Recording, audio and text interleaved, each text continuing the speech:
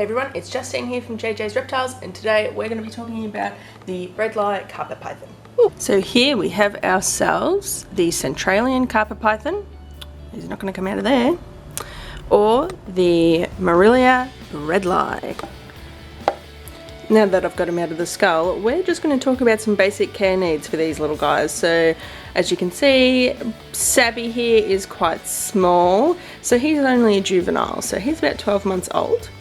These guys do come from Alice Springs, so they like it rather hot during the day and cool during the night. So his daytime temperatures are the high 20s to about 30 degrees, and his nighttime temperatures are about 20 degrees. You don't really want to go to below 20 there. Alright, so we've just had a little chat about temperatures, and the way that we get the temperature into the tank is by using either infrared or ceramic globes. You can use either one. He's actually got two infrared globes here. That's only because we were swapping around some globes from different enclosures. He just ended up with two of the red ones. And then you want a UVB or UVA fluorescent light. So that's how they're going to get their UV. UVA sort of stands for things like activity. So that's what's going to get your animal moving. And UVB is for things like bones and growth. And that's what's going to help grow your animal. Avoid UVC, C for cancer.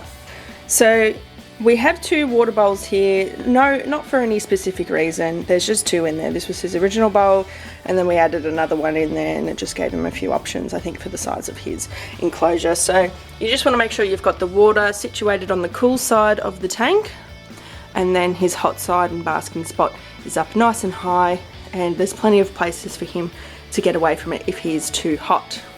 So one of the great things about having these vines in the enclosure, which aren't very stable at all, is that he will balance on those, and that'll help strengthen his muscles, and he absolutely loves climbing on them.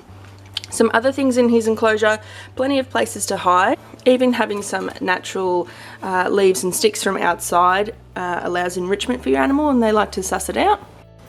Now, to ensure your animal has lots of enrichment, you want to make sure that there are a few things in the enclosure that they can climb on and check out. You can always add new things into the enclosure. I find that the snakes are very inquisitive, so as soon as I put something new in the enclosure, they absolutely love to go and check it out and climb on it and see what it's all about. Sabby's going back into his skull now because I actually disrupted him. It was quite early in the morning for him. As most people know, snakes shed. So in 12 months, Sabby's shed about twice. The more you feed your animal and the bigger the meal item, the quicker they're going to grow. So this is one of Sabby's skins here. So he's about probably 90 centimetres at the moment. And as you can see, he has shed whole in this skin here, which is a great sign that your snake is quite happy and healthy. If the shed were to be flaking off the animal, you might need to soak the animal in some warm water to help remove that shed. And there could be some underlying health issues with it there. But otherwise, some snakes just don't shed as a whole, whereas most snakes will. When it comes to feeding, we never feed Sabby inside the enclosure. And one of the great reasons for that is we want to avoid cage defensiveness and any aggression coming from the animal. Now, when I say aggression, I don't like using that word when it comes to snakes, because snakes will never bite you unless you give them a reason to. So just remember that. So Sabby gets fed in a separate container, and this is all he gets fed in. He knows exactly what this is. As soon as he goes in here, he can already smell that this is where he's eaten before. He'll go into food mode, and if you touch him, he'll likely bite you. So when we feed him, we gotta make sure we use protective equipment, and that's these pair of tongs here. So we'll pick up the food item with the tongs, dangle it in front of him, and then he will attack the food item, wiggle it around a little bit to make it feel like it's alive, and he'll coil around it, and then he will attempt to kill the prey item and then swallow it whole. You can use any size container for feeding in. We use a big massive storage container for our largest snake, Graham. You can just use absolutely anything.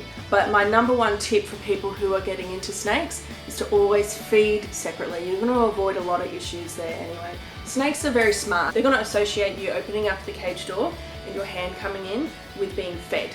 So when it comes to the size of the food item, when they're juveniles and hatchlings, you want to feed what's called a pinky mouse. These are frozen, so you want to thaw them out in just some warm water. Never use boiling water, never put them in the microwave. Disaster central. Then as they get a bit bigger, so Sabby's now been having these fuzzy mice, which are just a little bit older than the pinky mice and have some fur on them. However, I can tell by the girth of his body that those aren't big enough for him, so I'm going to try him on a pinky rat, which is a little bit bigger.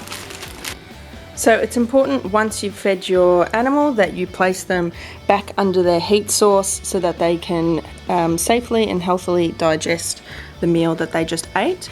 Try not to handle your animal for at least 2 days so that it can digest the meal item properly and safely. If you were to pick up the animal, it could become stressed and it will regurgitate the meal item, which is not the greatest thing that you want for your animal. Now, about the animal themselves, Bredlis are usually a very docile and very friendly snake to start out with, so they're a great beginner snake. You just need to keep in mind that he is going to get up to 2.5 meters in length, sometimes a little bit bigger, but the more you handle your snake, especially at an age like this, the more comfortable they're going to be. They're not going to be as snappy, and you're going to be able to handle that snake every time. So this enclosure for Sabby is actually really large for him. Snakes don't like to be in wide open spaces, but that's why he has a lot of stuff in his enclosure that he can hide in and feel safe and comfortable. So this enclosure is going to be a great fit for him when he is at full length. So this is going to be his lifetime enclosure. Sabby used to live in a little fish tank that I rigged up for him when I first got him. And then once we were able to get him a much larger enclosure, then we moved him into the bigger one. Alright, thank you guys so much for watching. If you have any questions on the Centralian carpet python, Morelia Bredli, please leave a comment below and I'll answer it in another video. Don't forget to give this video a thumbs up and subscribe for more content, and we'll see you on the next one.